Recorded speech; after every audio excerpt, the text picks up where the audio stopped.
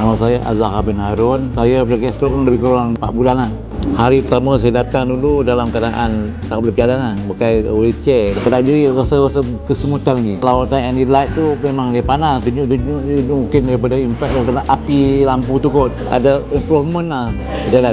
Tempat-tempat daripada luar sini saya boleh kita boleh memasak, basuh baju saya boleh. Pakai baju saya pakai seluar. Kalau tak dapat rawatan gini saya tak tahu lah sekarang saya boleh jalan tak boleh jalan lagi sebab di sini banyak lelaki ataupun tenaga-tenaga yang friendly, bagus semua. Macam adik-beradik lah maksudnya. Tidak sombong, layanan mesra. Sakit-sakit stroke di luar sana datang di sini menerima rawatan daripada Al-Quran dengan tujuan ajar dia orang insya-Allah ada kemampuan ataupun ada keizinan Tuhan bergerak atau berjalan kembali. Nikmatnya berjalan semula bersama Tuhan.